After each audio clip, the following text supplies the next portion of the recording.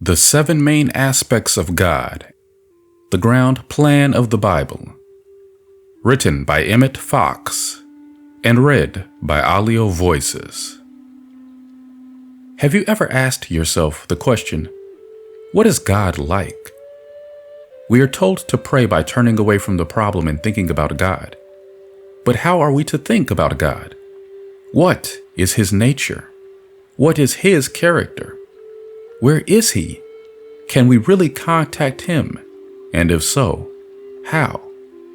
The first and most fundamental thing to realize is that God is not just a superior kind of man. Most people would say, of course not.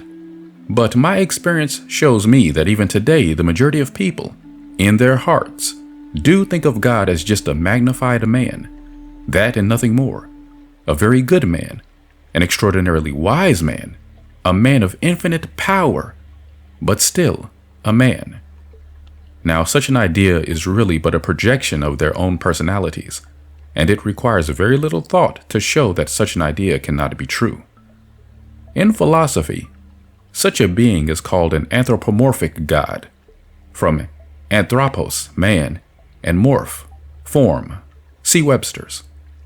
And no such finite person could possibly have created the boundless universe that we see through our telescopes, or the infinite variety of minute forms that we contact through the microscope, to say nothing of the infinite creation of which we are still altogether unaware.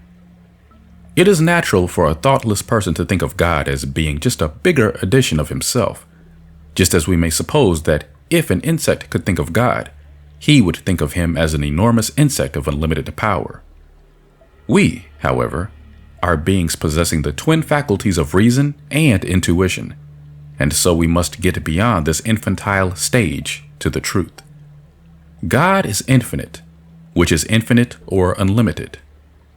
Reflect upon this every day of your life, and a lifetime will not be long enough to grasp all that it means.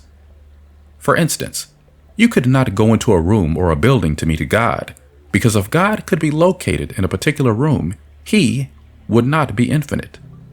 What usually happens is that while we are still very young, small children, we form ideas, childish ones naturally, about all sorts of things. We think a 3-story house is a skyscraper. We think the road near which we live is so wide that crossing it is quite a journey. We think our parents know everything and can do anything. At that stage of life, we think of God as being like our grandfather, or perhaps like the clergyman at the local church. Then we begin to grow up, and, as maturity comes, we gradually revise our ideas upon all subjects except one. We revise our ideas about our family, our city, and our country, about business and sports and politics. But, in most cases, people never revise their early idea of God, and so they continue in years of maturity to try to get along with the idea of God that they formed in infancy, and naturally, the result is very limiting. It is really as though the grown man tried to wear the shoes of the infant. He could not walk at all. A great practical difficulty in discussing God is the fact that we have no suitable pronoun to employ. We have to use the words he and him. We have no alternative, but these words are very misleading because they inevitably suggest a man or male animal. To say she and her would be equally absurd, and the word it, besides seeming to lack in reverence, suggests an inanimate and unintelligent object. The reader is therefore asked to bear in mind that the use of he and him is an unavoidable makeshift, and to correct his thought accordingly. The Bible says that God is spirit, and that they that worship Him must worship Him in spirit and in truth. To worship Him in spirit means to get a spiritual understanding of His nature, and we shall now endeavor to do this. We shall not attempt to define God, because that would be to limit Him, but we can get what is for all practical purposes an excellent working knowledge of God. We shall do this by considering different aspects of His nature, one by one. Suppose you wanted to see a great building like the Capitol in Washington.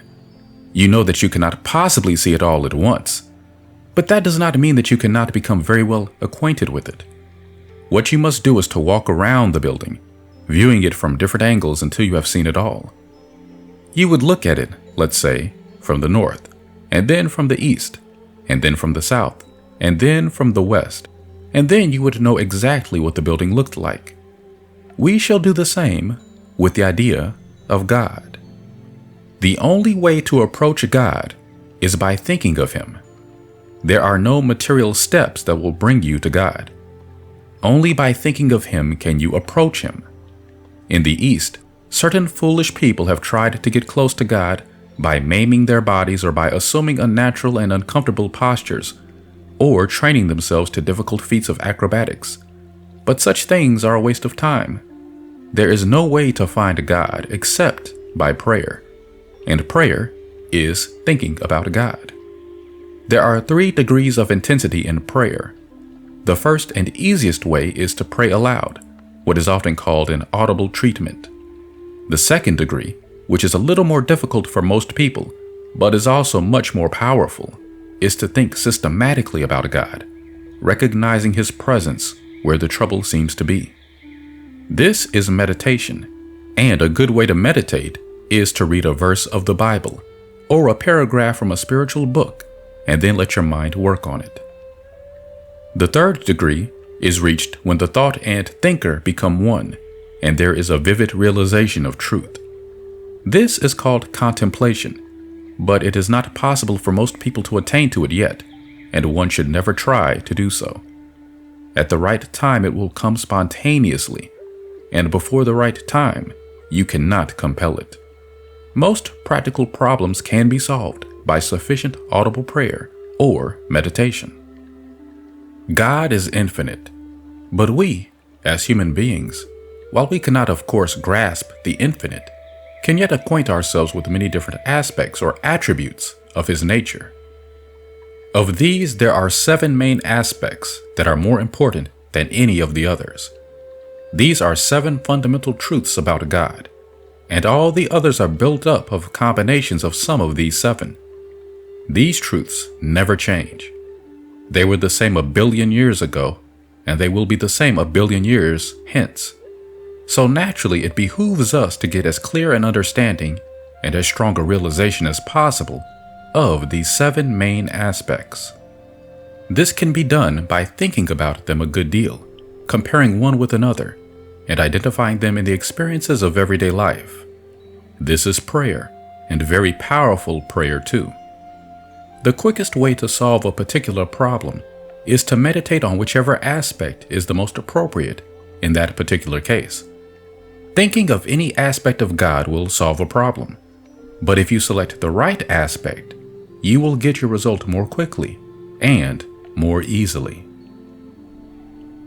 The first main aspect I am going to consider is life. God is life. God is not just living, nor does God give life, but God is life. Where God is, there life is. God is your life. Life is existence or being. When you are sick, you are only partly alive. When you are tired or depressed or discouraged, you are only partly alive. To be truly alive means to be well and full of interest in the day's work. Few people as yet express God in an adequate way because they lack the sense of life. What usually happens is that people grow up to a maximum sense of life, what we call the prime of life, and then gradually deterioration sets in, a process which we call middle age, and finally come old age and death. This process is common to the whole race and is not, of course, the fault of the individual. But we have to overcome it sometime by realizing that it is only a false belief, and by knowing, not merely believing, that God is our life and that He never changes. Joy is one of the highest expressions of God as life. Actually, it is a mixture of life and love, and the Bible says that the sons of God shout for joy. This means that when we realize our divine sonship, we must experience joy, and that sorrow is the loss of the sense of the fatherhood of God. Joy and happiness always have an expansive effect, just as fear has a contracting and paralyzing effect. You know how a little child, when it meets someone whom it loves and trusts, expands like an opening flower and goes out to meet him, but when it is afraid, shrinks back into itself. This is what happens to the human soul too. Again, when a person says, "I can," you always notice an expansive and forward movement. But when he says, "I can't," there is a retraction. You could not imagine a person saying, "Yes, I can," with a shrinking gesture, or "No, I can't," in an optimistic or forthright way. The body always expresses the thought, and the thought of life heals and inspires, whereas thoughts of fear and death contract and destroy. You should realize the aspect of God as life for healing sickness, for the getting older belief, and for any kind of depression or discouragement. Realizing divine life heals a sick person, and, of course, you can heal animals and plants too. Animals usually respond quickly to this treatment, and plants very quickly indeed. But one should not try to keep an old animal alive by treatment after it has reached the normal span for its species. Animals and plants yield quickly because they do not have that strong sense of personal egotism that most human beings do. They never make up their minds that they cannot get well or that sickness is sent for a good purpose. Neither do they give way to discouragement because they have not been healed faster. An excellent experiment is to select 2 plants or 2 flower beds and start them off together. Then treat one of them every day, but not the other. And before long, you will be surprised to find how much difference there is in the progress made by them. Realize the presence of divine life in the flower bed or plant and give it thoughts of love. Drench it with love. Everyone knows that some gardeners are far more successful than others, even though their technical qualifications may be the same. And the reason is that one loves his plants and the other has only a business interest in them. If a person seems to lack ambition, treat him for life by realizing the presence of divine life in him. A man came to me whose grown-up son seemed to be quite without ambition. On my advice, the father treated him by realizing divine life, and very soon things began to change. The patient lost his listlessness, began to take an interest in life, and was soon doing well at his work. The doctors told the father that patient's glands were working better, and no doubt the treatment did improve them, but of course, this was only the channel or means by which the prayer acted. Here is another interesting experiment that you can make. Some evening when you find yourself in a crowded streetcar or subway train, and most of the people around you are looking tired and worried and obviously wishing they were at their journey's end, just start declaring the presence of God as life in all those present, and keep it up. You will be surprised and gratified at what will happen. First, one person will brighten up and smile, and then another will obviously relax, and before long the whole crowd in that car will be feeling and looking differently. Do not say that this is fantastic nonsense, but try it. The second main aspect of God is truth. God is truth. God is not truthful, but truth itself. And wherever there is truth, there is God.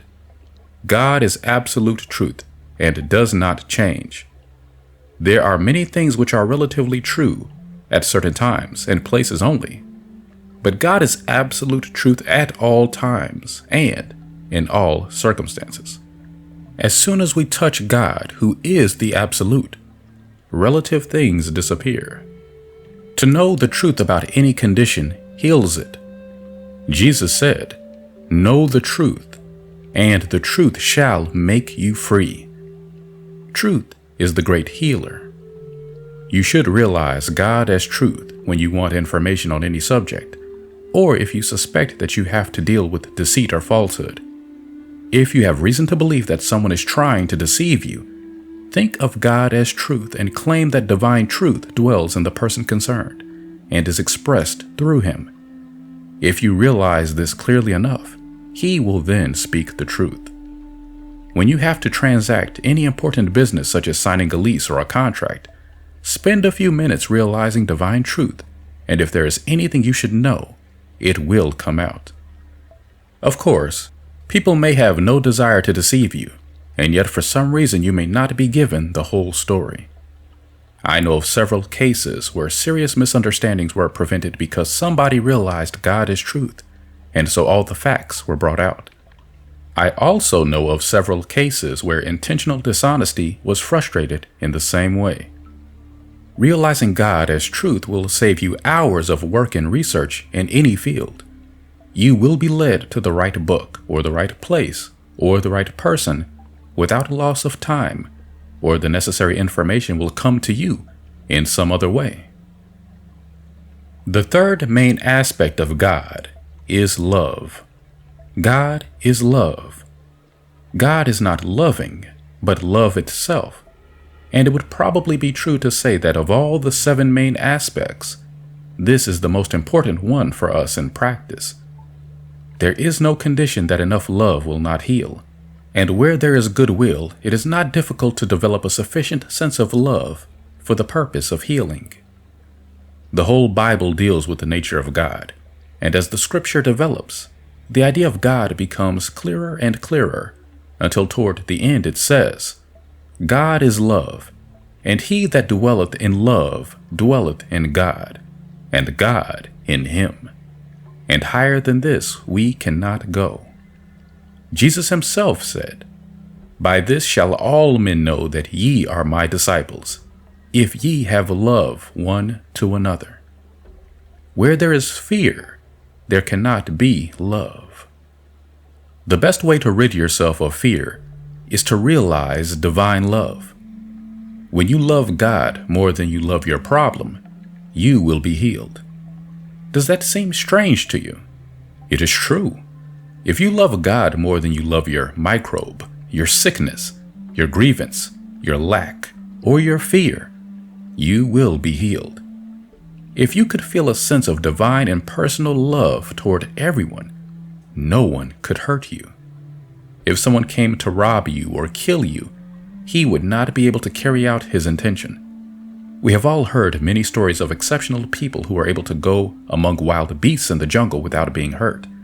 And there are many other histories on record of people who passed through extraordinary dangers of other kinds, quite unscathed. Divine love never fails. But the important thing to realize is that divine love must be in your own heart and cannot operate from outside, so to speak. If you had sufficient divine love for everyone in your heart, you could heal others by speaking the word once, and in many cases, your mere presence would bring about healing without your having made any special effort at all. Of course, by the time you reached this stage, you would have gotten rid of all criticism and condemnation. You would never for an instant want to see someone punished or think, it serves him right. This does not mean you would condone wrongdoing in any way, but you would condemn the wrong and not the wrongdoer. If a small baby is troublesome or perhaps breaks a valuable object, you regret the act, but you do not hate the baby.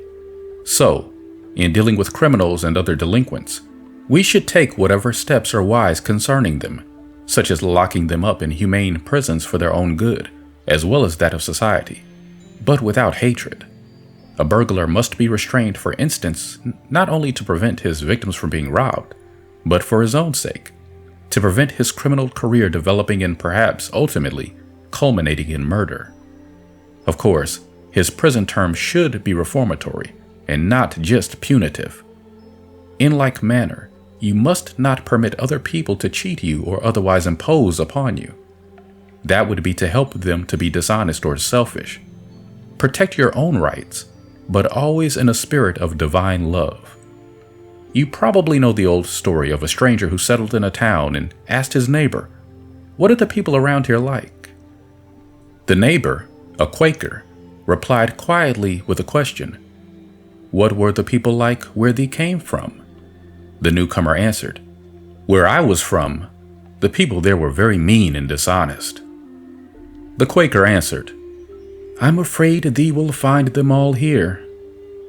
A third person who had overheard the conversation joined in by remarking, "This surprises me because I have come from the same town, and I found them a very kind and friendly lot of people."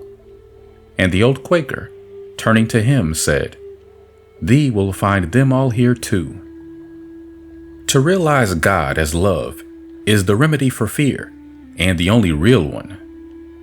Of late, a great many books have been published on the subject of fear, but on examining them, I find that in nearly all cases they only get as far as analyzing fear, saying what a bad thing it is and how much harm it does, and how important it is for us to get rid of it, but without offering any practical way of doing so. The truth is that there is only one remedy for fear, and that is to get some sense of divine love by thinking about it, analyzing it, claiming it, and expressing it in practice toward all human beings without any exception. If your prayers are not being answered, there must be something wrong. The universe is governed by law, and there is no such thing as a broken law. Jesus himself did not break the law of being when he performed his miracles. He could not, and he would not have wished to. He fulfilled the law when he prayed. When your prayers are not answered, it must be because you have not fulfilled the conditions of the law, and 99 times in 100, it is because you are lacking in a sense of love for all. It is a cosmic law that love heals, and that fear and condemnation damage and destroy. Treat yourself for love every day, and watch your thoughts, and watch your tongue, and watch your deeds, that nothing contrary to love finds expression there. Scientific prayer consists in seeing God where the trouble seems to be. When a person seems to be behaving badly, see the presence of God in him. When a part of the body is sick or damaged, see the presence of God there. Where there seems to be lack, see the presence of God and claim divine love too. And when you feel the sense of divine love, your demonstration is made, and what you need will come. You do not need to have a thrilling experience. That might only be psychic. A strong conviction of the truth, with a sense of divine love, is what will demonstrate under all circumstances. You have a strong conviction that 2 and 2 make 4, that Chicago is in Illinois, that the Statue of Liberty is in New York. You do not argue about these things. You just know them to be true. Have the same quiet, firm conviction about your statements of truth, and you will demonstrate. Sometimes you get a beautiful sense of peace concerning the problem. The dove alights. But this does not have to happen in order to make your demonstration. As a rule, you will get it without that. If the dove alights, stop working. Do not talk about your prayers. Keep your spiritual business to yourself. Do not tell people that you are praying for such and such a thing, or in such and such a way. Keep the affairs of your soul secret. When you get a demonstration, do not run around and tell everyone about it immediately. Keep it to yourself until it has had time to crystallize, so to speak. When Jesus healed people, he said, "Go away and tell no one." Because God is love, God never punishes or threatens anyone. The action of God takes place only to heal and comfort and inspire. The closer we get to God, the happier, more peaceful, and healthier we are. In fact, trouble and sickness are really the way in which we become aware that we have lost the sense of His presence. When we make mistakes or do wrong, the punishment which we bring upon ourselves is the natural consequence of the law we have broken, and we shall continue to suffer until we cease to break the law. This is a wise arrangement, and a very merciful one, for in no other way could we learn. A red-hot stove burns your hand if you touch it. That is a good thing, because if it did not, you would someday inadvertently put your hand in the fire, and it would be burnt off before you knew about it. God is love, and God is the only power. The fourth main aspect of God is intelligence. God is not merely intelligent, but God is intelligence itself. When you clearly realize that this is an intelligent universe, it will make a major difference in your life. It is obvious that in an intelligent universe, there cannot be any disharmony because all ideas must work together for the common good. This means that there can be no clashing or overlapping anywhere, and neither can there be any lack. An engine which has been intelligently designed does not have any unnecessary parts, and neither are any essential parts lacking. The machine is just right, complete and perfect, and so is the universe when we understand it. It is especially important to realize that God is intelligence for the following reason. It sometimes happens that when people outgrow the childish idea that God is just a magnified man, they go to the opposite extreme and think of God as merely a blind force, like gravity or electricity. This means that they have lost all sense of the love and fatherhood of God, and such an idea is very little better than a subtle form of atheism. Indeed, this standpoint is not very far removed from the attitude of the materialist, who is usually a great believer in what he calls the laws of nature. In an intelligent universe, there can be neither cruelty nor waste, for these two things are infallible symptoms of a lack of intelligence in those who are guilty of them.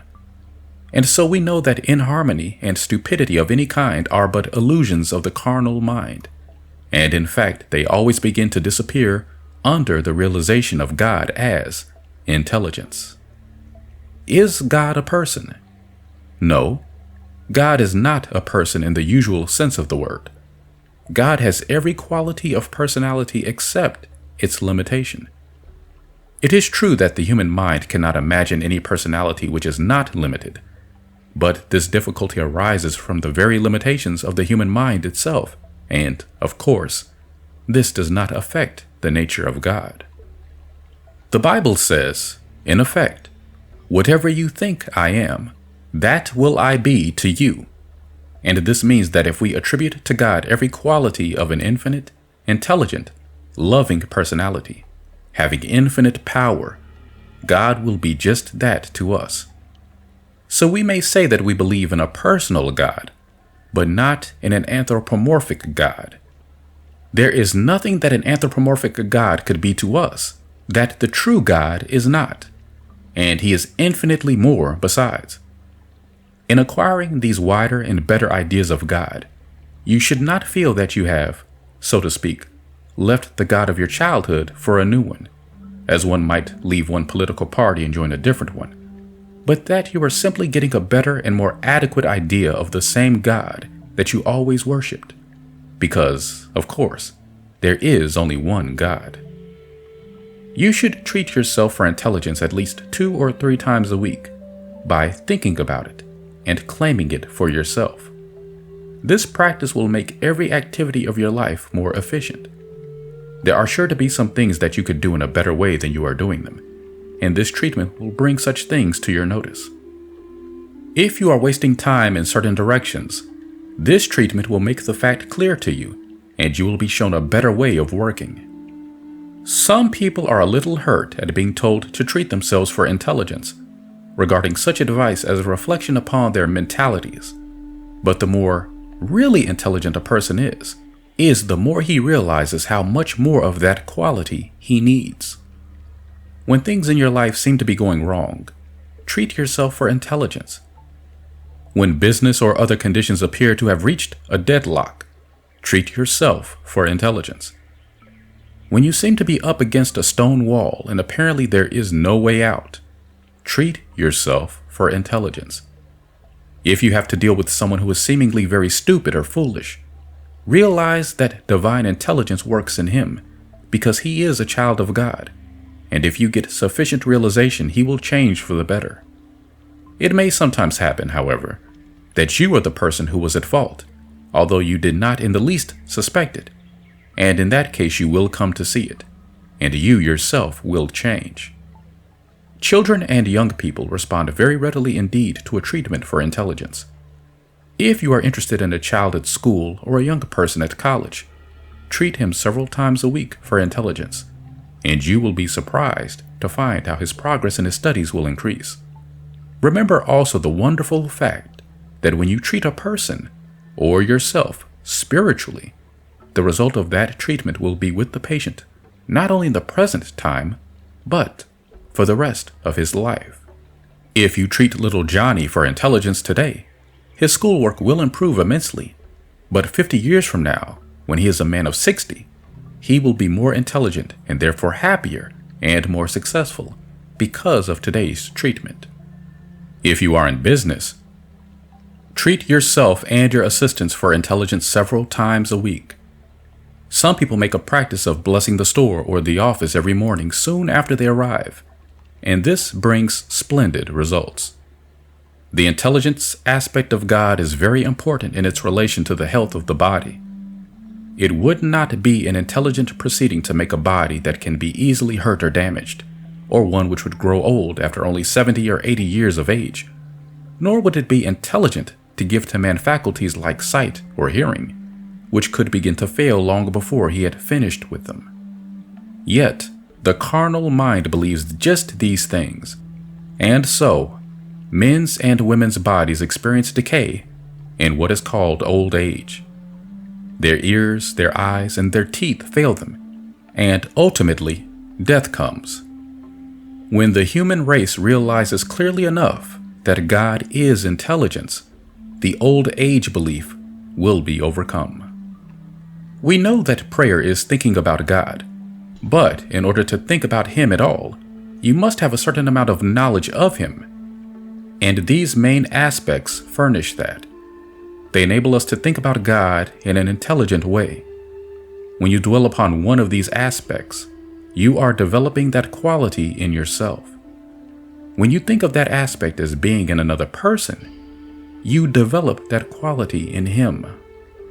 To think of God as love makes you more loving and gets rid of a certain amount of criticism, resentment, and condemnation. To think of God as life improves your health and gives you more energy, and so forth. When some kind of trouble comes to you, try to realize the main aspect which represents the exact contrary. Thus, you realize love to overcome fear or anger, life to heal sickness, truth to uncover falsehood, and so forth. The fifth main aspect of God is soul, and it is spelt with a capital S. Do not confuse this with the soul spelt with a small s, which is what modern psychology calls the psyche, and is another name for your human mind, which consists of your intellect and your feelings. Soul is that aspect of God by virtue of which He is able to individualize Himself. The word individual means undivided. Most people seem to think that it means the exact contrary. It suggests separateness to some, but they are mistaken. Individual means undivided, and God has the power of individualizing Himself without, so to speak, breaking Himself into parts. God individualizes Himself as man, and so you are really an individualization of God. God can individualize Himself in an infinite number of distinct beings, or units of consciousness, and yet not be in any way separate. Only God can do this because He is spirit. Matter cannot be individualized. It can only be broken up. Thus, if you were to tear off half a page of this book and then tear that into small pieces, you would have divided up the page. The remnant of the page would be smaller by the amount of paper torn off, and the whole page would be the sum of all the fragments. This is division. It is not individualization.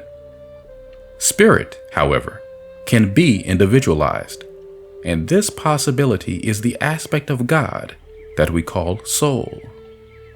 This will be quite a new idea to most people.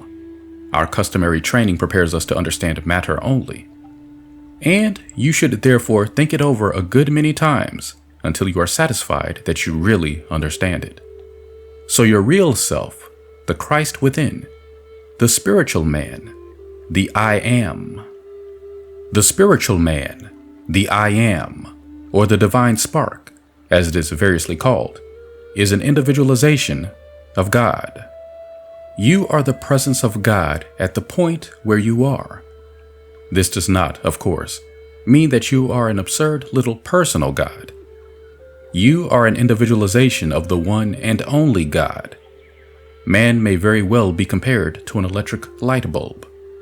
The electric current is present in all parts of the circuit, but it shines forth, or one might say, figuratively, becomes self-conscious in the bulb. So divine mind becomes self-conscious in you, and that is what you are. Jesus, who taught the people in a vine-growing country, said, "I am the vine, ye are the branches." Obviously, the life in the branch is the common life of the whole vine expressed at that particular place, and if a branch is broken off from the parent vine, it dies. Now, man cannot be separated from God in reality, but he can be separated in human belief, and when the belief in separation occurs, the belief in death follows in greater or lesser degree. The lesser degrees are what we call sickness, depression, discouragement, and old age. In the greater degree, it becomes the death belief itself, when we lose the body altogether and disappear from this plane, leaving the body behind. The death thought is actually an extremely acute charge of fear. I would warn the listener that this is not a subject to be quickly mastered. Much rereading of this subject and prayer for enlightenment will be necessary to understand it thoroughly, and one should be on one's guard against jumping to rash conclusions. To realize in some degree that you are an individualization of God could not possibly make you egotistic or vain. On the contrary, it would give you true humility and at the same time true self-confidence. And, indeed, it is the only pathway to the overcoming of fear. Some of the ancient Egyptians spoke of man as a beam of the sun, and the same idea seems to have occurred to certain American Aborigines. This is a wonderful idea and expresses the truth beautifully. If you will work regularly, realizing this oneness with God, you will change for the better out of all recognition. Your body and your mind will hardly be recognizable. People will say that this cannot be you. It must be a younger brother, and how much finer he is than his senior. On the other hand, if you think negatively about yourself, if you believe that you are a miserable sinner and keep on saying so and thinking so, that will be the best way to become one. The aspect of God as soul is the one to realize when you are called upon to perform some task or undertake some responsibility that seems too great for you. For instance, a clerk in a business house may suddenly be called upon to take the manager's place, perhaps permanently, and he is frightened because he does not feel equal to it. Or, on a ship at sea, an inexperienced junior officer, owing to a chapter of accidents, may suddenly be called upon to take charge of the ship. In either case, the person concerned should work on the aspect of God as soul, realizing that he is an individualization of God, and that therefore, God works through him. If he gets this clear enough, he will be amazed at how well everything will go, and he himself will have permanently entered a higher category of work. When you realize that you are one with God, the task becomes our business instead of my business, because God is your partner. Of course, when you enter upon this partnership, it is an essential part of the contract that you practice the golden rule. Everyone you deal with must get a square deal, which means treating him exactly as you would wish him to treat you if the positions were reversed. The fingers of the great pianist are not in business for themselves, so to speak. His fingers are not independent. They are part of himself. They express him on the keys, and they do not have to bother to think which note they ought to strike or wonder if they will be able to do it. They know that they will find themselves striking the right notes because the master plays through them or by means of them. God is God, and as someone aptly said, man is the by means of. The sixth main aspect of God is spirit. God is spirit. We know that God is spirit, but what does that mean? Well, spirit is that which cannot be destroyed or damaged or hurt or degraded or soiled in any way. Spirit cannot deteriorate. It cannot grow old or tired. It cannot know sin or condemnation or resentment or disappointment. It is the opposite of matter. Matter is always deteriorating. While you sit reading this page, the book is actually wearing out. The clothes on your back are wearing out. The building in which you are sitting is wearing out. And your body itself is wearing out. And someday all these things will be dust. True, it will take a long time according to our ideas for these things to happen, but happen they will. There was a time when great cities filled with imposing buildings and splendid monuments flourished in Africa and in Asia, cities of which every trace has now disappeared, for they have become one with the desert sands. This is inevitable, because matter is always wearing out. Cometh forth like a flower, and is cut down, fleeth also as a shadow, and continueth not. This is really a splendid thing because it means that the world is constantly being renewed. It is splendid that old things should disappear in order that newer, cleaner, and better things may take their place. If clothing did not wear out, many people would continue wearing it for many years until it became saturated with dirt, instead of which we get new clothes at frequent intervals. If automobiles did not wear out, we might still be using the primitive models of 30 years ago. We should never try to hold on mentally to material objects, but be ever ready to renew and improve upon them. The chapter of Job quoted from above is an expression of the limited human view of these matters, the attitude of mind which was the real cause of Job's troubles. Matter wears out, but spirit does not, because spirit is substance. Herbert Spencer defines substance as that which is not subject to discord or decay.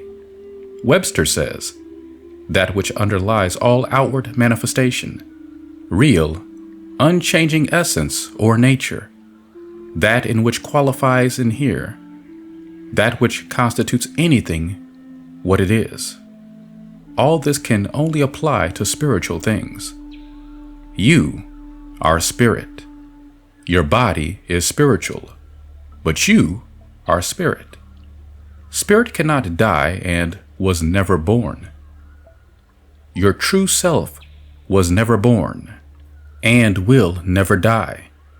You are eternal, divine, unchanging spirit in your true nature. The whole universe is a spiritual creation, but we see it in a limited way, and that limited way we know as matter.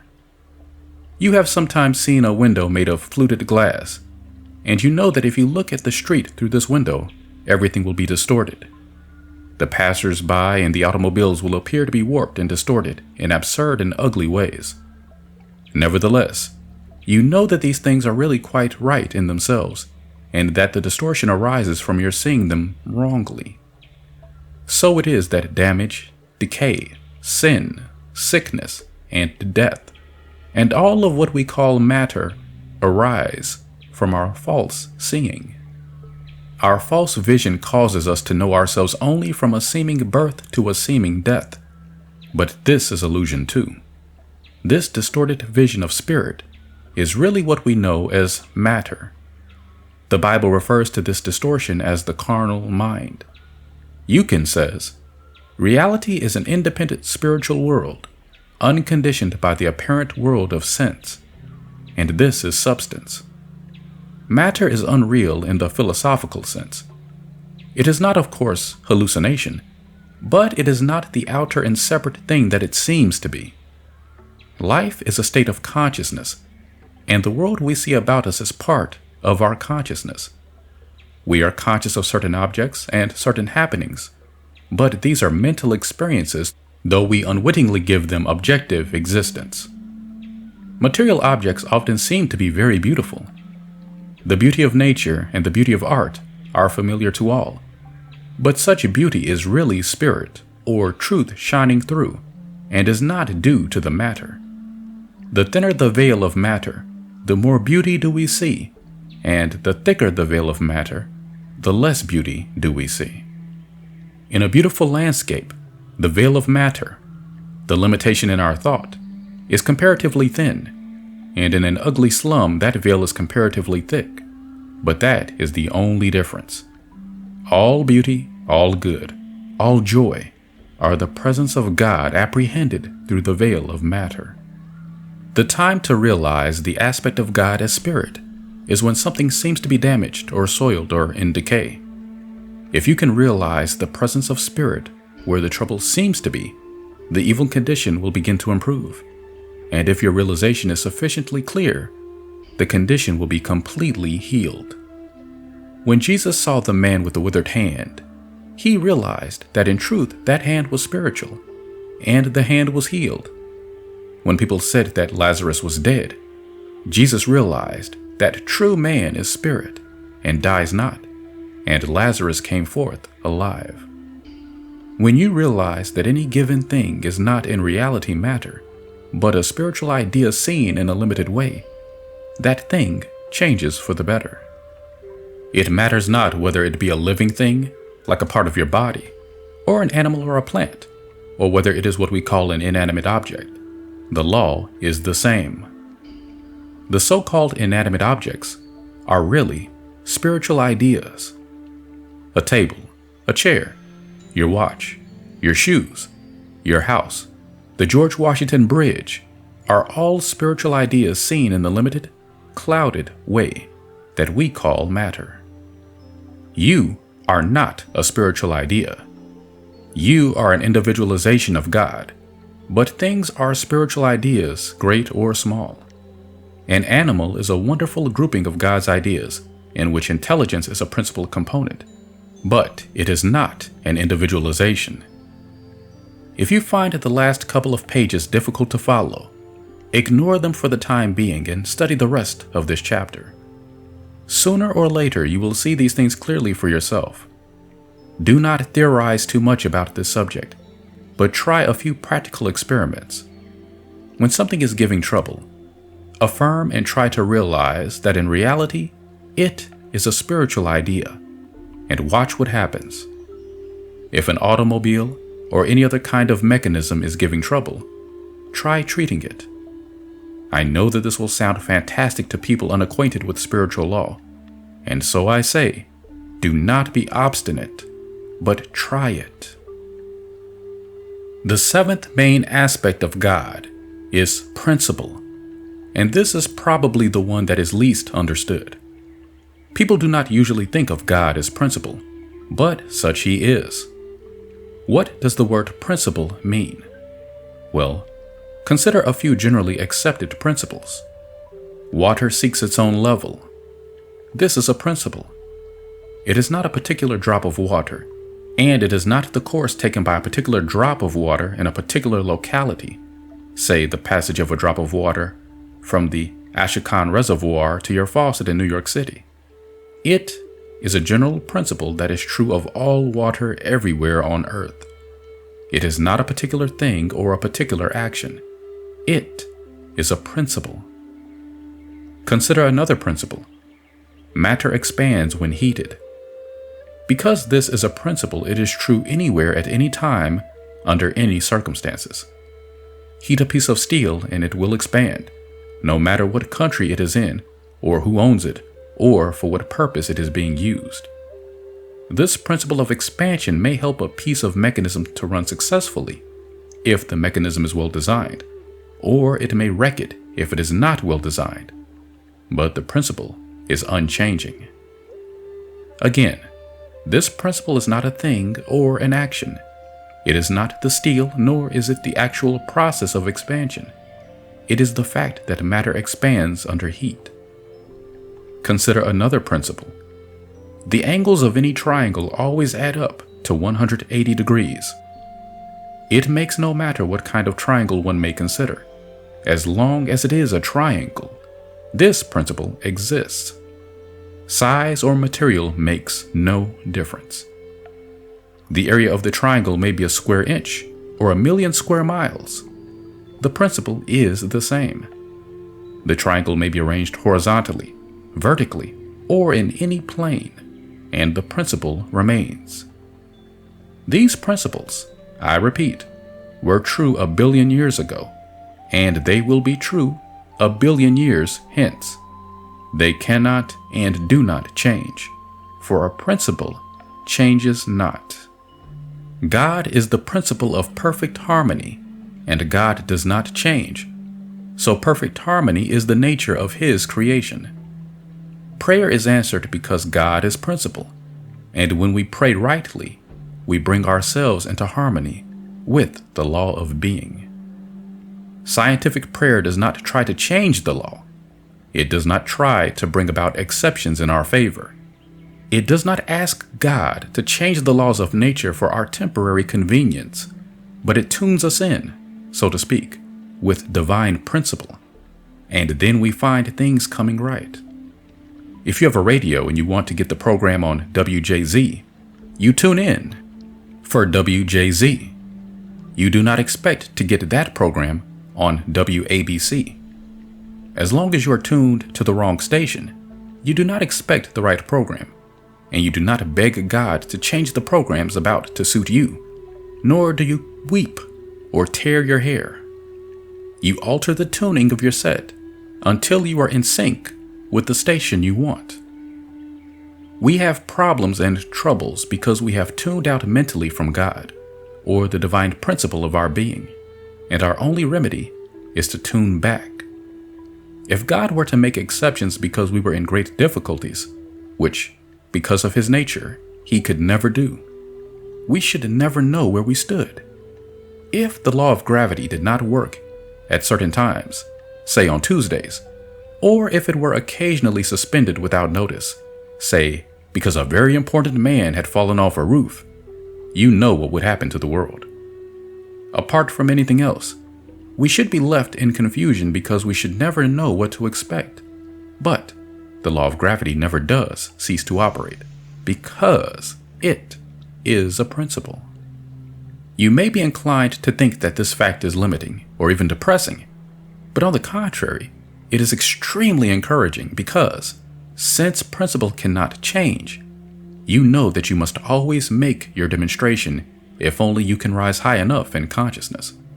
If you should raise your consciousness and yet not get your healing or your freedom, it could only mean that principle had broken down. But you know that that cannot happen, and so it is only a question of enough prayer or treatment, and your difficulty, whatever it is, must yield. God is principle, the principle of perfect harmony, and therefore, perfect harmony is the law of being. You should note that this sentence is in itself a very powerful treatment. This aspect of God, namely principle, may be used at any time, but it is especially helpful when you are feeling discouraged about your prayers and in cases where there seems to be a great deal of ill feeling or prejudice involved.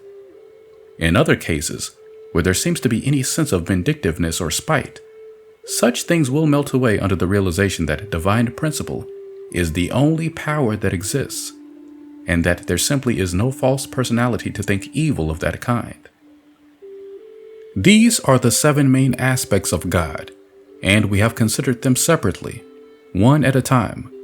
But of course, God has them all the time, and one cannot really draw a hard and fast line between them.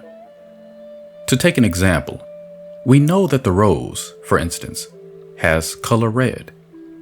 It has weight of so many grams. It has shape. It has fragrance and odor. Here are 4 different things: color, weight, shape, and fragrance. And we determine them and talk about them separately in order thoroughly to understand the rose. But the rose has them all at the same time and all the time. So these 7 main aspects are all true of God at all times. In practice, it is often better to handle a particular problem by realizing two or more of them. In case of doubt, quietly claim that God is thinking through you. God thinks by means of man. God thinks through me is one of the best affirmations you can use at any time. Each of the 7 main aspects is a distinct quality, like the elements in chemistry. A chemical element, as you know, is just itself and nothing else. Oxygen is an element because there is nothing in it but oxygen. Hydrogen is an element, for there is nothing in it but hydrogen. Water, on the other hand, is a compound, a combination of hydrogen and oxygen. And so are steel and sulfuric acid compounds, to take other examples. There are many attributes of God, such as wisdom, beauty, joy, and so forth. But they are compounds, made up of 2 or more of the 7 main aspects. Wisdom, for example, is the perfect balance of intelligence and love. It is not an element. If you had intelligence without love, you could, for a time at least, have cleverly organized wickedness. The traditional Satan is an example of such a case. He is always credited with being extremely intelligent in promoting his schemes. Again, when you have love without intelligence, you can have boundless folly. The spoiled child is the most obvious example of this danger. The parent is full of love, but is lacking in intelligence, and so he spoils the child and makes him a nuisance to himself and all those around him. Beauty is an attribute of God and is the perfect balance of life, truth, and love. In any work of art, be it a picture, a building, a musical composition, or whatever you please, you will find that these 3 aspects are balanced. One often comes across a work of art which he admires, but he feels that it somehow misses being complete. And a careful analysis will show that one of these aspects is missing, or is not sufficiently represented. In a sense, it may be said that the first 3 aspects are the most fundamental, and they are represented by the 3 primary colors: yellow for life, blue for truth, and red for love. This is not an arbitrary arrangement, but has a metaphysical basis, and if you are interested in this phase of the truth, you can follow it up by treating for inspiration on the subject. When you realize that the whole universe is but a network of thoughts, and that actually man can know nothing but his own states of mind, you will see that there must be all kinds of unsuspected relationships and interdependencies between seemingly unrelated things in the outer world. Thou canst not pluck a flower without the trembling of a star. There are 2 synonyms for the word God: mind and cause. These are not aspects of God, but are synonyms. Each means exactly the same as the word God itself. God is the religious name for the creator of all things. Mind is the metaphysical name, and cause is the natural science name for God. Anything that has any real existence is an idea in the one mind, and this is the metaphysical interpretation of the universe. From the natural science point of view, we may say that all creation is the result or effect of one cause, God, and that there are no secondary causes. Now, a cause cannot be known directly. It can be known only by its effect, and so the universe is the manifestation or effect of cause or God, and because God is good, it must be good too. Think over these main aspects every day. If you are a quick thinker, go over these several times. If you are a slow thinker, go through them once or twice. There is no special advantage in being either a quick or a slow thinker. It is a matter of natural temperament, and one can accomplish just as much work as the other. Claim that you understand each one of them, and that you express it. An excellent practice is to use the divine love card for each aspect, changing the word love to whichever aspect you are working on at the moment. The end.